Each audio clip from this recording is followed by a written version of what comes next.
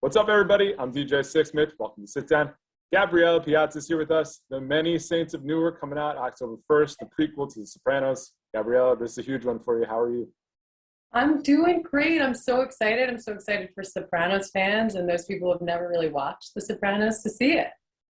So this was an incredible experience for you. Why don't we first start with the audition? Because just being involved in this project is super cool. So what do you remember about it, and how pumped were you when you got the role? You know, it's so funny because I had just serendipitously started watching the Sopranos series because I was never allowed to watch it growing up. My father, he's an ex-FBI agent, so he was, you know.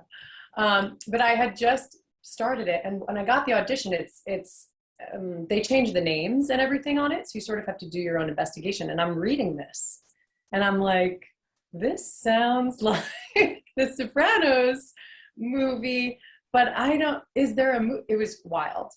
So I actually called my mom, and I was like, hey, Mom, do you mind reading these lines to me a little bit? Because I wanted to hear her Long Island accent. And I went in, and I just felt kind of at home, you know, yelling about food at a dinner table, which was the audition. And so it went great, and here we are. That's really awesome. So you played Joanne Moltisanti, who is Christopher Moltisanti's mother. The movie focuses on Dickie Moltisanti, his father. So what were some of the keys for you in playing Joanne, and what did you want to get across here? Yeah, so you don't really see, as you know, Joanne a lot in the series, other than when Christopher talks about her and the few times that she's in it. So I was really excited to sort of have this blank canvas in a sense, right? I could create sort of, this new character to the world. And I thought a lot about actually who would create Christopher, who would be, the mother of Christopher, in the series. And I wanted to bring, that matriarch, that true Italian wife in the 60s and 70s. And it was just a blessing to be able to play with, David Chase's writing and Lawrence Connor as well, who wrote it. It was just a blessing. It was awesome. So I'm sure there's a lot of cool moments for you, but looking at your Instagram, you got a picture from the set, and there's Ray Liotta sitting right next to you. So can we get some stories of hanging out with him? Listen, you may not have watched the gangster movies, but he was certainly a big name to be hanging out with on set. What was that like? Absolutely. Ray is someone, and just about the rest of the cast as well. You walk onto the set, and it's just these heavy hitters who are incredibly talented, and Ray being one of those people. And I got to be in a scene with him in a few scenes, but he just is so focused, so hilarious, and his takes are it's just magic, right? And he, in between takes, he's freaking hilarious. You're just like, he makes you feel comfortable. He's really, really such an exceptional actor. And he just knew what he was doing, boy. And I feel like I was watching a masterclass working with him. You mentioned how you just started watching The Sopranos, so you're getting into the mix, right? You see Tony, you see James Gandolfini, and then you work with his son and Michael, who looks so much like him. And for him to be playing this role is really incredible. So what was it like for you to have that surreal experience, and then also to get to know Michael on set once you did start working with him? Yeah, so, they say that Jim brought a sense of family and compassion and empathy to every episode and the entire set, right? He just made it a point to make everybody feel like family, and Michael filled those shoes so beautifully. The day of the table read, little old me, walking into this table read, Michael came right up to me and introduced himself and made me feel so comfortable to be there. And he just sort of like paved the way for us. And it was just such a beautiful experience watching him work. He brought it, and he does so beautifully. And he made us all else want to bring it, right? And it was such an honor, and he's become such a dear friend of mine. And I'm so happy for him to have this experience, and he knocks it out of the park. So it was surreal and so beautiful to be part of. As you know, the fan base for this show is super passionate. You are now a part of it with the prequel. Why do you think this resonates so much with folks, whether it's the prequel, the actual show, the allure around it? What do you think really stands out about it?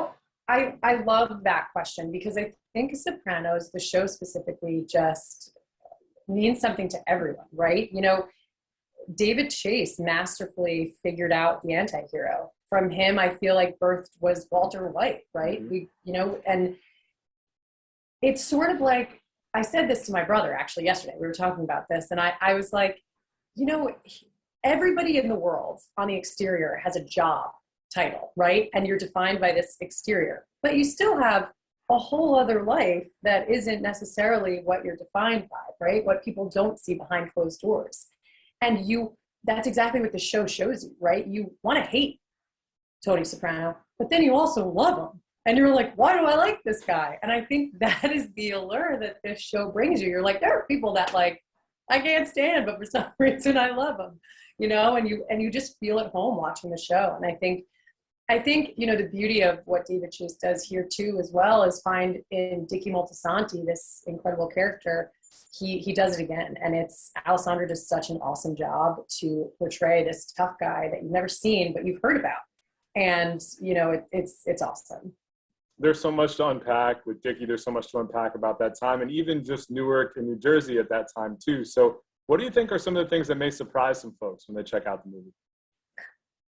I think there's a lot that you're going to be surprised about. I mean, the setting in Newark is in such a tumultuous time that actually went on during the Newark race riots. And I don't think people are ready for how accurately that's depicted and how important that part of the story is. And I'm so excited for people to watch that. I also think people are going to be really surprised by seeing a different type of Tony that you've never seen. William Ludwig plays Tony Soprano in the 60s, and then Michael plays him in the 70s, right? And to see this side of actually how Dickie influenced and how everybody influenced, including the setting of Newark, how influenced the Tony Soprano that people know from the show, how to see that growth is going to be a big surprise. And I think people are going to be surprised by that. Really looking forward to checking that out. I'm sure you're still processing and digesting the whole experience, but what's one big lesson that you learned that you'll take away from this that you'll keep to yourself or, apply to something else you do down the road? Yeah, I think it's, that's a great question. Thank you for asking. I think it's going to be, if I have to say, it's just to trust choices. Sometimes when you get on set and, for me, I'm a little bit new, as someone would say, right, to the scene. So having the ability to trust myself and the choices as an actor on set, because Joanne didn't have a lot of background or a lot of tape to watch, let's say, to prep for her, just trusting what I'm doing is working. A lot of times, sometimes actors were like, well, I don't know what the heck is going on. So just to trust myself, and hopefully it'll take me to the next gig. Perfectly said. Plenty to talk about with this show, the Moltisanti family. We're looking forward to checking out October 1st. Gabriella, pleasure to meet you. Thank you for the time, and we'll chat again down the road, right? Yeah, awesome. Thank you so much.